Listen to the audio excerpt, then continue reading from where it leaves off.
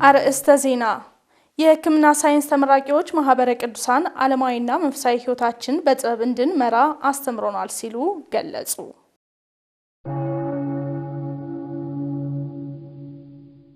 ሀገር አቀፍ የሰንበት ትምህርት ቤቶች አንድነት የ12ኛ ክፍል ተፈታኞች ለሚወስዱት የማጠቃለያ ፈተና በስነ ልቦና ዝግጁ እንዲሆኑ እየሰራው ነው አለ።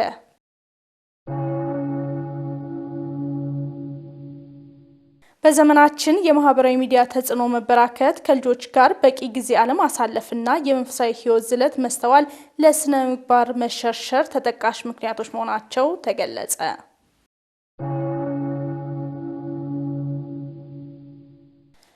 ሰላም እግዚአብሔር ቤተሰቦች ከማህበረ ቅዱሳን ቴሌቪዥን የዕለቱን አብይ ዜና ይዘንላችሁ ቀርበናል። ከዜናዎቹ ጋር አብራችሁ ቆይታ ማድረገው ኤልሳቤት ቢተነኝ ከዜናዎቹ ጋር አብራችሁን ትሆኑ ዘንድ በአክብሮት ጋበዝን። ከትላንት ታሪካችን ተምረን የገዳማትን ህልውና መጠበቅ እንደሚገባ ተጠቆመ። የፋሺስት ጣሊያን ጦር በደብረ ሊባኖስ ገዳም መነኮሳትና ካህናት ላይ የፈጸሙ አሰቃቂ የጅምላ ጭፍጨፋ በዛሬው ዕለት ከሚታወሱ ታሪካዊ ክስተቶች አንዱ ነው። ታሪክን ወደ ኋላ መለስ ብሎ ሊያስቃኘን ባልደረባችን ዲያቆን ኤርሚያስ ደባሱ ተከታዩን ዘገባ አሰናድቷል። በኢትዮጵያ ኦርቶዶክስ ተዋሕዶ ቤተክርስቲያን የሚሆኑ በሀገር ታሪክ ውስጥ ጥቁር ጠባሳን ጥለው ካለፈው አንዱ ነው። ከፋሺስት ጣሊያን ወረራ ጋር ተያይዞ የሚነሳው የግንቦት 12 ቀን 1929 ዓ.ም የደብረ ሊባኖስ ገዳም መነኮሳት ካህናትና ዲያቆናት ላይ የተፈጸመ ጭፍጨፋ ጥናቶችም እንደሚያመለክቱት በተለያዩ የታሪክ መጻሕፍት እንደተጻፈ ከ1800 እስከ 2000 የሚጠጉ በርካታ ሰዎች እንዳለቁ ይነገራል። የሚቀብራቸው ሁሉ አጥቶ አውሬው ሁሉ እስኪበላቸው ድረስ በርካታ ግፍ ተፈጽሟል። ይህ የተደረገበት ምክንያት ገዳማት ሰው የሚፈጥሩ ናቸው። መጻሕፍት የሚጻፉበት የሀገር መሪዎች ተቀብተው የሚነክሱበት ኢትዮጵያን እንደ ኢትዮጵያነት የሚያጸኑ ከገዳማት ስለሚወጡ ህዝብን የሚያጸኑ ከዛ ስለሚወጡ ገዳማትን ማጥቃት ሀገሪቱን ማውደም የገዳማትን ሁኔታ ገዳማትን ማስወገድ ሀገሪቱን መበተን እንደሆነ ስለታሰበ ጥቃቱን በዚህ መንገድ ግንቦት 10 ጀምሮ በ1929 ዓመተ ምህረት ተፈጽሟል ማለት ነው። ምንም እንኳን ይህ የትናንት ታሪክ ባይደገምም ዛሬም ቢሆን ገዳማትና ካህናት እንዲሁም የቤተክርስቲያን አገልጋዮች መልኩን ቀይሮ በመጣ ጥቃት ውስጥ መሆናቸውን ገልጸዋል። ዛሬም ገዳማትና አድባራት እየተፈተኑ እንደሆነ እያየን ነው። የተለያዩ አካላት ጥቃት እየፈጸሙ መነኮሳት እየተገደሉ ቁጥራቸው እንደዛ ባይሆንም ግን የሚገርመው ከተለያየ ቦታ ያ ቁጥር ቢደመር ሳይበልጥ አይቀርም የመነኮሳቱ ቁጥር ከደብረ ሊባኖስ ከዛ አንድ ብትል ተጠራቅሞ ብዙ ይሆናል እና ይሄ የሚያሳየው ገዳማቱ አሁንም ጥቃት ላይ እንደሆኑ በርካታ አካላት ገዳማትን ኢላማ እንዳደረጉ ሀገር የሚጸናበትን አንድነት የሚጸናበትን ይህንን ገዳም የማጥፋት ኢላማው የትላንት የጣሊያን ሐሳብ ዛሬም መልኩን ቀይሮ በሌሎች አካላት የተፈጸመ ነው ማሳያ ነው። ገዳማትን የመፍታት ነገር በመግደል ብቻ አይደለም። ከትናንት ታሪካችን ተምረን የገዳማትን ህልውና መጠበቅ እንደሚገባ መምህራን ተናሳስበዋል። የገዳማትን የጥቃት ኢላማ እንዳይሆኑ አንድነትን መፍጠር፣ ገዳማት አቅማቸውን ማሳደግ፣ በኢኮኖሚ የሚፈቱ ገዳማት አሉ። በጠላት ብቻ ሳይሆን በኢኮኖሚ የሚፈቱ ገዳማት ዞር ብሎ የሚያቸው እነዚህን መደገፍ ሄዶ ቦታውን ጎብኝቶ መጻሕፍት የሚጻፉባቸው አብነት መምህራን ተማሪዎች የሚወጡባቸው በመሆኑ በመደገፍ ኢትዮጵያን እንደ ኢትዮጵያዊነት ቤተክርስቲያን እንደ ቤተክርስቲያንነት የሚያስቀጥሉ ስለሆኑ የትላንቱ ጥፋት እንዳይደገም በህብረት ገዳምን የመጠበቅ ስራ ከሁላችንም ይጠበቃል።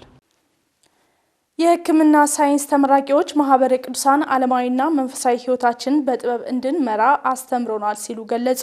ተመራቂዎቹ ይህንን ያሉት በማህበረ ቅዱሳን የጎንደር ማዕከል የጤናና ሕክምና ሳይንስ ኮሌጅ ግቢ ጉባኤ ሲከታተሉ ቆይተው በተመረቁበት ዕለት ነው። የጎንደር ማዕከል የላከልን መረጃ ባልደረባችን ተመስገን ፈቃዱ በተከታይነት ይዞልን ይቀርባል። እግዚአብሔር ይመስገን። ማህበረ ቅዱሳን የጎንደር ማዕከል የጤናና ሳይንስ ኮሌጅ ግቢ ጉባኤ ሲከታተሉ የቆዩ 128 የሕክምና ተማሪዎችን ማስመረቁ ይታወሳል።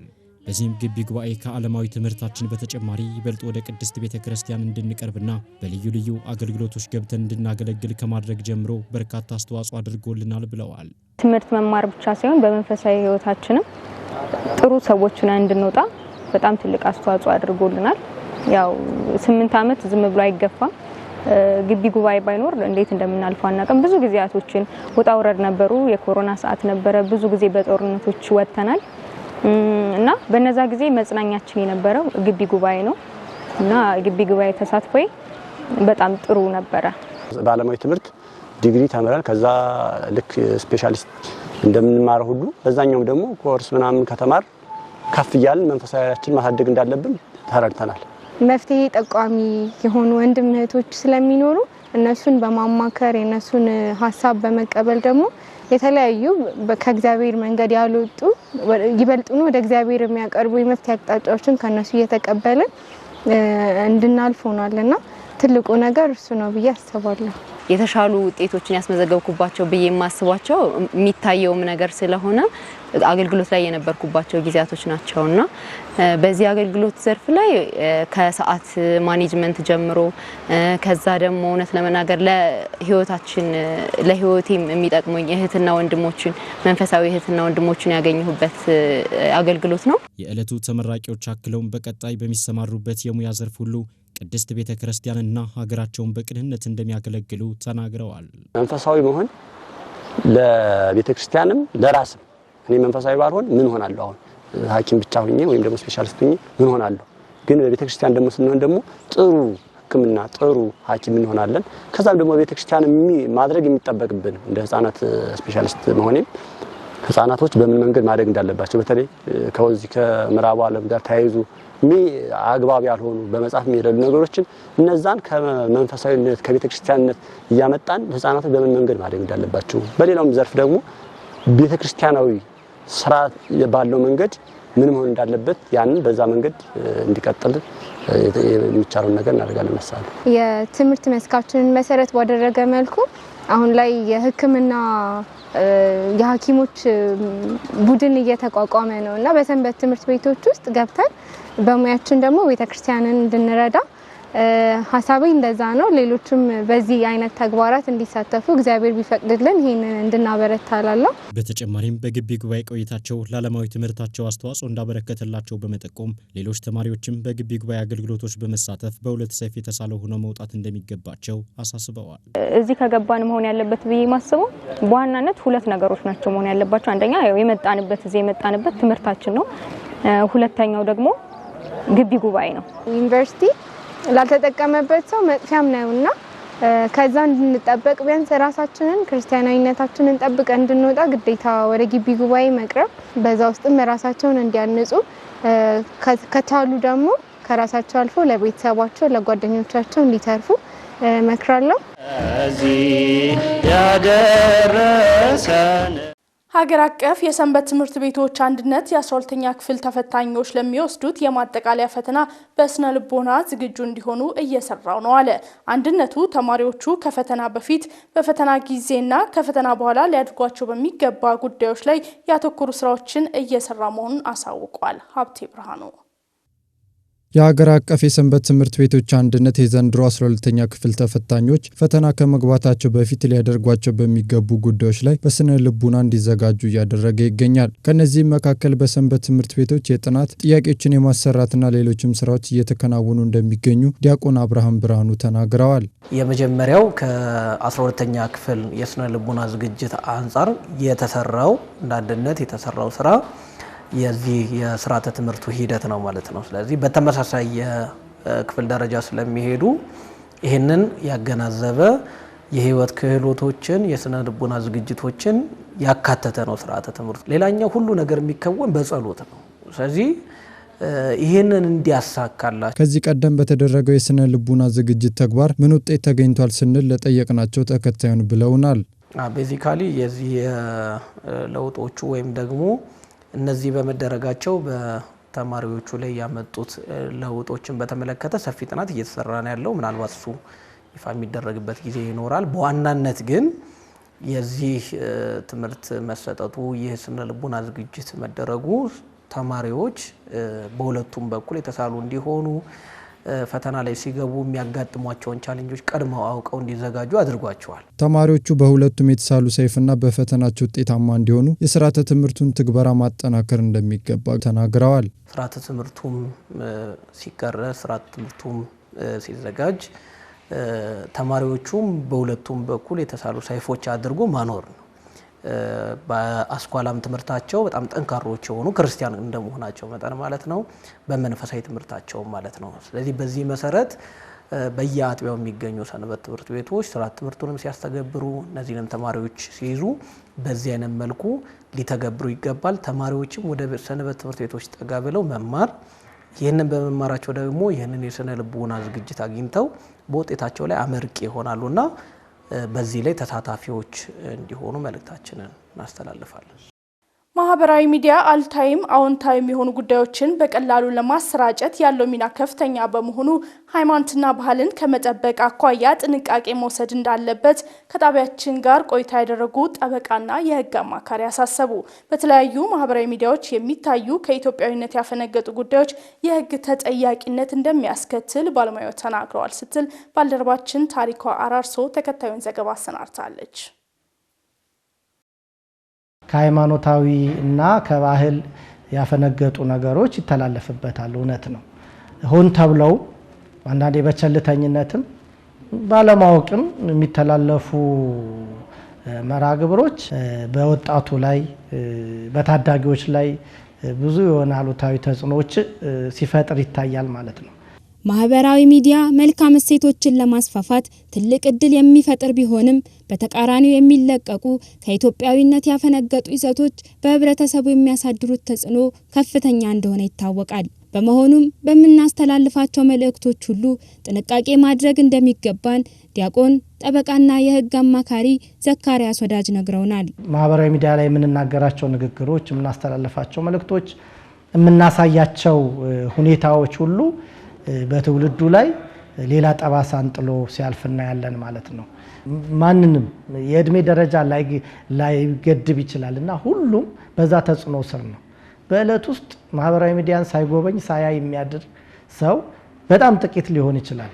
በጣም ራሱን የገዛና መልካም ነገር ፈልገን ገብተን አንዳንዴ መልካም ያልሆኑ ነገሮችን ስለምናይ በአሁኑ ወቅት በምናባዊ ዓለም የሚለቀቁ ሃይማኖታዊና ባህላዊ እሴቶችን የሚንዱ ጉዳዮች የነገዋን ሀገር የሚረከበውን ትውልድ ማንነትና ስብዕና አደጋ ላይ እየጣሉ ይገኛሉም ሲሉ ተናግረዋል። ሌሎቻችንም ቢሆን አንዳንዴ መልካም ያልሆኑ መልእክቶችን አስተጋቢዎች እንሆናለን።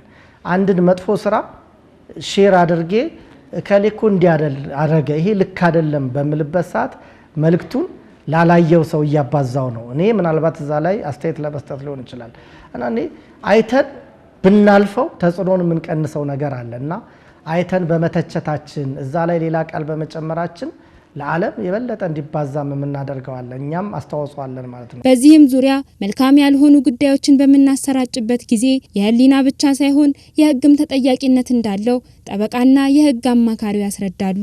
ምናልባት ሰው ላይ ይሄ አዎንታዊ ተጽዕኖ ስንፈጥር ወይ መልካም ነገር ስናስተምር ያው በመልካም ነገር ነውና የመልካም ነገር ዋጋ እንደምናገኘው ሁሉ ለትውልዱ የማይበጅ ወይም ደግሞ ሰውን ሊጎዳ የሚችል ነገር ደግሞ ስናስተላልፍ የህሊና ወቀሳ ብቻ አይደለም ሊኖረን የሚችለው የህግም ተጠያቂነት እንዳለው ማሰብ አለብንና ምንድነው ይሄን መልእክት በማስተላለፍ አንደኛ ምንድነው የማገኘው ጥቅም ለሰውንስ ምንድነው የምጠቅመው ማቴሪያሉ እጃችን ላይ ስላለ ካሜራ እጃችን ላይ ስላለ ሁሉም ነገር መቀረጽ የለበትም።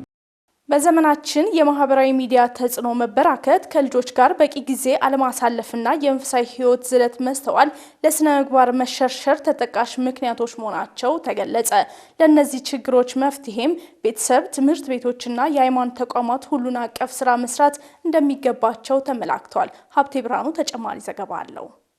ኢትዮጵያ ከምትታወቅበት እሴቶች መካከል አንዱ የሆነው ስነ ምግባር በዋናነት ይጠቀሳል። ይሁን እንጂ በአሁኑ ሰዓት የልጆች አስተዳደግ ሁኔታ መቀየር፣ የማህበራዊ ሚዲያ ተጽዕኖ መብዛትና በሌሎችም እሴቱ እየተሸረሸረ መሆኑን ያነጋገርናቸው ምዕመናን ገልጸዋል። እኛ ከተወልደን ካደግንበት ጀምሮ እና አሁን ያለውን ወጣት ወይም ትውልድ ስናነጻጽረው በጣም ይለያያል። ይህም ሊለያይ የቻለው አንደኛ የኑሮ ውደት፣ ሌላው የትምህርት ማሰጣጥ ስነ ምግባር ወይም ግብረ ገብነት ሙሉ በሙሉ ስለማይማሩ በእኛ ጊዜ ግብረ ገብ እንማራለን። ያሁኑ ግን እንደውም አንተ ሽማግሌ ተነሳ አንተ ያለፈብህ ነህ ብሎ ያለ ትውልድ ስለሆነ ይህንን ለመቅረጽ ብዙ ነገሮች ያጋጥማሉ። ያሁኑን ትውልድ ደግሞ በተቃራኒ ነው የምታየው። አንዳንዱ አልፎ ሁሉም ባይባል ከሃይማኖት ትንሽ ገሸሽ የማለት ሁኔታ አለ።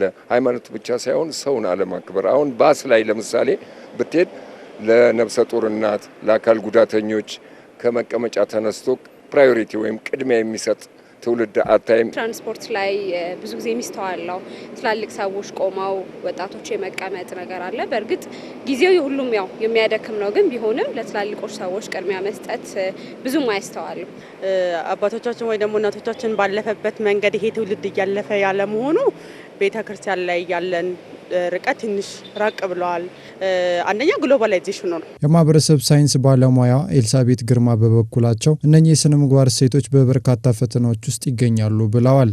አንዳንዴ ከኋላ ከነበረው የተለየ አይነት መንገድ ሊኖረን ይችላል። የግላዊ ኑሮ ሁኔታዎች እየተፈጠሩ ይመጣሉ። በተለይ ገጠርና ከተማ ላይ አንድ አይነት አይደለምና ከተማ ላይ ሁሉም ራሱን ችሎ የመኖር እና እነዚህ ነገሮች አሉ። ግን በእርግጥ የምንሰማቸው ይሄ ክፉ ስራዎች፣ ሙስና አንዳንድ ሚዲያዎች ላይ የምናያቸው ነገሮች አሉና እንደሱም ነገሮች ተፈጥሯል አሉ። አሁንም በተለይም ትውልዱ ከመንፈሳዊ ሕይወት እየወጣ መምጣቱና ሌሎችም ለስነ ምግባር መሸርሸር ተጠቃሽ ምክንያቶች መሆናቸውን አንስተዋል። የእግዚአብሔርን መንገድ እንድንከተል ነው የሚመክረንና ግን ከሃይማኖት በራቀን ቁጥር ከመንፈሳዊነት በወጣን ቁጥር ከነዚህ ስነ ምግባር መንገዶች የመራቅ የመለየት ነገር ይመጣልና ያው እምነትንም የሚፈታተኑ ብዙ ነገሮችም ይኖራሉ ከዛ መንገድ የሚያወጡ። እነኚህ ሴቶች ወደ ቀደመ ቦታቸው እንዲመለሱ ከቤተሰብ ጀምሮ ትውልድን የመቅረጽ ስራዎችን አጠናክሮ ማስቀጠል ይገባል ሲሉ አሳስበዋል። እንደ ቤተክርስቲያንም እንደ ክርስትናም ማለት ነው ማድረግ የሚጠበቅብን ነገሮች ሊኖሩ ይችላሉ። የተለያዩ የማህበረሰብ ክፍሎችን በማሰባሰብ ማናገር፣ ሰው እርስ በርሱ ልምድ የሚለዋወጥበት መንገድ ቢኖር ይሄ ቢሆን መቅረጽ ይቻላል። ልጆቻችን እንዴት እናርግ የሚለውን ካለን የኑሮ ሁኔታና የጊዜ ጥረት አንፃር በዚህ መልኩ ግን መቅረጽ እንችላለን ልጆቻችንን። ይሄ ማህበራዊ ህይወት የሚባለውንም ማስተማር፣ ይሄ የማህበራዊ ህይወት ክህሎት የሚባለውንም ለልጆቻችን መስጠት እንችላለን። ተመልካቾቻችን ዜናዎቻችን እንደቀጠሉ ይገኛሉ። ማህበረ ቅዱሳን በቅድመ ግቢ ጉባኤ ለቅድስት ቤተክርስቲያንና ለሀገር የሚቆረቆር ትውልድን እያነጸ እንደሚገኝ አሳወቀ። ማህበሩ ከአጋር አካላት ጋር በመተባበር በቅድመ ግቢ ጉባኤ በኩል የአገልግሎቱን ተደራሽነት ለማስፋፋት እየሰራ መሆኑም ተገልጿል። ተመስገን ፈቃዱ ከክፍሉ ኃላፊዎች ጋር ቆይታ በማድረግ ተከታዩን ዘገባ አሰናድተዋል። ተከታትለን እንመለስ። ማህበረ ቅዱሳን ላለፉት 34 ዓመታት ስርዓተ ትምህርት በመቅረጽ የመማሪያ መጻሕፍት በማሳተምና መምህራን በመመደብ እንዲሁም የመማሪያ ቦታዎችን በማመቻቸት የቅድስት ቤተክርስቲያን ዶግማ፣ ቀኖና፣ ትውፊት እንዲጠበቅ ብቁ የሆኑ በስነ ምግባር የታነጹ የግቢ ጉባኤ ተማሪዎችን እያፈራ ይገኛል። በመሆኑም ማህበሩ በከፍተኛ የትምህርት ተቋማት ከሚገኙ ኦርቶዶክሳውያን በተጨማሪ በቅድመ ግቢ ጉባኤ ተማሪዎችን በማስተማር ኃላፊነቱን እየተወጣ እንደሚገኝ የክፍሉ ተጠሪዎች ገልጸዋል። ግቢ ጉባኤ ያለውን አነስተኛ ተሳትፎ በመመልከት እንደሚፈለገው እንዲሄድና ግብአት እንዲሆን ታች መስራት ስላለብን፣ ምክንያቱም ከ9ኛ ክፍል እስከ 12ኛ ክፍል ያሉ ተማሪዎች ናቸው ወደ ከፍተኛ ትምህርት ተቋማት የሚገቡትና እዛ ጋር ያለውን አገልግሎት ለመቀጠል ወይ ደግሞ ከታች ያሉ መሰረት ለማሳዝ የተመሰረተው ደግሞ የተወጠነ ክፍል ነው። ያው በዋናነት እንግዲህ ቅድመ ግቢ ጉባኤ ላይ በሰንበት ትምህርት ቤት የቆዩ ህፃናት ታዳጊዎችም አሉ። ከዚህም በተጨማሪ ደግሞ በሰንበት ትምህርት ቤቶች ተሳትፎ ያልነበራቸው ታዳጊዎች ወደ ሁለተኛ ደረጃ ትምህርት ቤት ሲገቡ ቅድመ ግቢ ጉባኤን ተቀላቅለው የቤተክርስቲያንን ትምህርት እንዲማሩ የሚደረግበት ጉባኤ ነው እና ከዚህ አንፃር እንደዚህ አይነት ስልጠናዎች እና የግንዛቤ ማስጨበጫ መድረኮች በተደጋጋሚ በተከታታይ በመሰጠት ላይ ይገኛሉ። በዚህም ውስጥ ያሉ የቅድመ ግቢ ጉባኤ ተማሪዎች ከፍተኛ ውጤት ከማምጣት ጀምሮ በርካታ ለውጦችን እያመጡና ማህበሩም ልዩ ልዩ ገዛዎችን እያደረገላቸው እንደሚገኝ አንስተዋል። የ12ኛ ክፍል ተፈታኝ ተማሪዎች ባለፉት አሰስ በሰበሰብነው መረጃ ጥሩ ውጤት አምጥተዋል። በተለይ ትምህርት ቤት ላይ የሚሳተፉ ቅድመ ግቢ ላይ የሚሳተፉ ጥሩ ውጤታማ የሆኑትን በሀገር አቀፍ ደረጃ ደግሞ ሞዴል ስለሆኑ ሽልማት አበርከትንላቸዋል። ስለዚህ ይሄ ምንድነው ቅድመ ግቢ ለግቢ ጉባኤ ጥሩ መሰረት እየጣለ ጥሩ መተሳሰሮችን እንደፈጠረ ነው የምንረዳው። ቤተክርስቲያንንም ደግሞ በተሻለ መልኩ እንዲያውቁ እንዲሁም ለማወቅም እንዲዘጋጁ ለማገልገልም መንፈሳዊ ህይወትን ለመኖርም እንዲዘጋጁ በማድረግ በኩል ጥሩ ጅማሮች አሉ። ይህ ኦርቶዶክሳዊ የሆነ በስነ ምግባር የታነጸ ትውልድ የሚፈራበት በመሆኑ ለቅድስት ቤተክርስቲያንም ሆነ ለሀገር አስተዋጽኦ የጎላ መሆኑን ጠቁመዋል። አንደኛ ተተኪ ትውልድን ማፍራት ነው ትልቁ ግባችን። ይሄ በሚሆንበት ሰዓት ላይ በስነ ልቦና በስነ ምግባር የታነጸ ትውልድን ነው ለማፍራት ይሄ አገልግሎት በዋናነት የመጣውና በዚህም በጣም ብዙ ከአልባሌ ቦታ ከመዋል ከሱሶች ራሳቸውን የጠበቁ ኦርቶዶክሳውያን ተማሪዎች እንዲፈሩ ይሄ አገልግሎት ጥሩ መመቻቸት ፈጥሯል። ስለዚህ በጣም እንቆጦ ለቤተክርስቲያንም ለአገርም ኦርቶዶክሳዊ ሆኖ በስነ ምግባር የታነጸ ትውልድ እንዲፈራ ተደርጓል። እንደ ሀገር አቀፍ ደረጃ ደግሞ ጥሩ ዜጋ እንዲሆን በስነ ምግባርና የታነጸ በመግባሩ ጥሩ የሆነ ከሱስ ራሱን የጠበቀ ጄኔሬሽን ትውልድ እንዲፈጠር መሰረት ጥለዋል። የኪነ ጥበብ ሙያ ስብከተ ወንጌልን ለምእመናን በማዳረስ ረገድ ያለው አቅም ከፍተኛ በመሆኑ በቤተክርስቲያን ተገቢው ትኩረት ሊሰጠው እንደሚገባ ተጠቆመ። የኪነ ጥበብን አገልግሎት በቤተክርስቲያን ውስጥ በዘላቂነት ለማስቀጠል የባለሙያዎችን ተሳትፎ በማሳደግ ተገቢውን መስመር ማስያዝ ዋነኛው አማራጭ እንደሆነም ተመላክቷል። ታሪኩ አራርሶ ቤተ ክርስቲያን ለኪነ ጥበብ መበልጸግ ቀዳሚዋ የስልጣኔ ምንጭና ብዙዎችን በጥበብ እቅፏ ያሳደገች ማህፀን ናት። በመሆኑም አሁንም የዘርፉ ባለሙያዎች የተሰጣቸውን መንፈሳዊ አደራ በመወጣት ቤተ ክርስቲያንን በእውቀታቸው ማገልገል እንደሚገባቸውም ተመላክቷል። መነሻቸው ብዙዎቹ ቢታዩ ከሰንበት ትምህርት ቤት የወጡ ናቸው።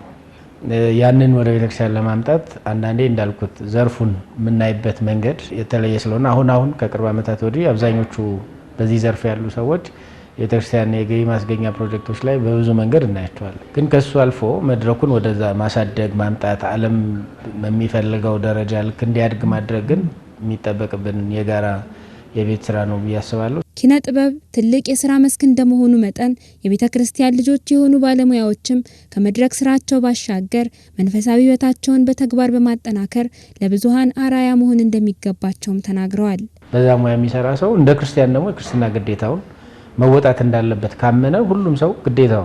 ስለዚህ ቤተክርስቲያን በመጠራን በመትፈልገን መንገድ ለማገልገል ቦታ መስጠትም ጊዜ መስጠትም ያስፈልጋል። በዚህም ዙሪያ ቤተክርስቲያን ስርዓት ያለውን መመሪያ በማውጣት አዳዲስ ሙያተኞችን ማፍራት እንደሚገባት ያሳሰቡ ሲሆን የቀደሙ አባቶቻችንን በመመልከት ኪነ ጥበብን ማጠናከር ይገባልም ብለዋል። እንግዲህ በእነ አባ ጊዮርጊስ ዘጋስጫ ጊዜ የነበረውን ወይም ቤተክርስቲያን ቅዱስ ዮሐንስ አፈወርቅ የተጠቀሙበትን አይነት መንገድ ማየት ይፈልጋልና ያንን የበለጠ አጉልቶ ማሳየት ስለሚቻል ይሄን ለማድረግ ደግሞ እነዚህ ሰዎች ሙያዊ ብቃት ስላላቸው መንፈሳዊ እይታቸውን ወይም ደግሞ ማያ መነጽራቸውን የሚያስተካክል ግን ስርዓት ያለው ትምህርት አዘጋጅቶ እነዚህ ሰዎች መቃኘት ማየት ያስፈልጋል።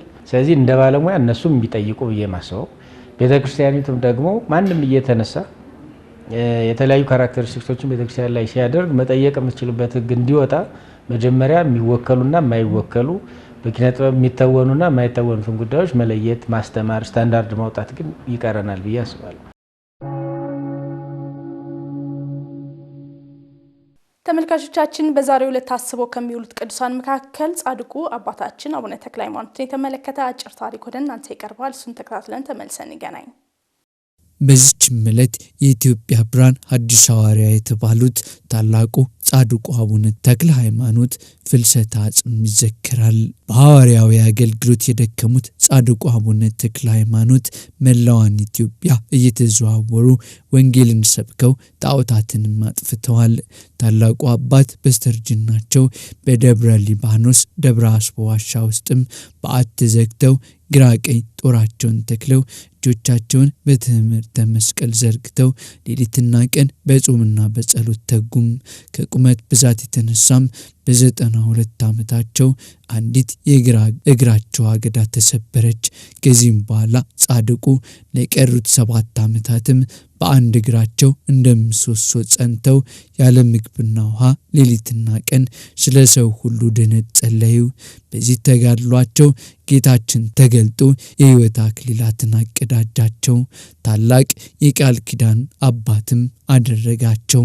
ጌታችንም ስጋቸው ለ57 ዓመታት በዋሻው ውስጥ እንደሚቆይና ከዛ በኋላ ግን ልጆቻቸው ታላቅ ቤተክርስቲያን ሰርተው አጽማቸውን እንደሚያፈልሱት አስቀድሞ ነገራቸው። ያ የተነገረው ትንቢት የሚፈጸምበት ጊዜ ሲደርስ ለአባታችን አቡነ ሕዝቅያስ በራእይ ተገልጠው ግንቦት 12 ቀን ፍልሰታቸውን በምስጋና እንዲያከብሩ አዘዙም። ከዚህ ጊዜ በኋላ በየዓመቱ ግንቦት 12 ቀን ፍልሰተ አጽማቸው ታስቦ ይውላል። አምላከ ቅዱሳን ከጻድቁ አቡነ ተክለ ሃይማኖት፣ ከቅድስት ክርስቶስ ሰምራ፣ ከቅዱስ ዮሐንስ አፈወርቅ ምልጃና ጸሎት ያሳትፈን ለዘለዓለሙ አሜን። ተመልካቾቻችን ለዕለቱ ያዝነው አብይ ዜና እየተከታተላችሁትን ይመስል ነበር። ከዜናዎቹ ጋር አብሬያችሁ ቆይታ ያደረኩትኝ ኤልሳይት ቤተ ነበርኩኝ። ለነበረን የአብሮነት ቆይታ ከልብ በማመስገን ቀሪ መርሃ ግብሮች ወደ እናንተ መርሳቸውን ይቀጥላሉ። ይቆየን።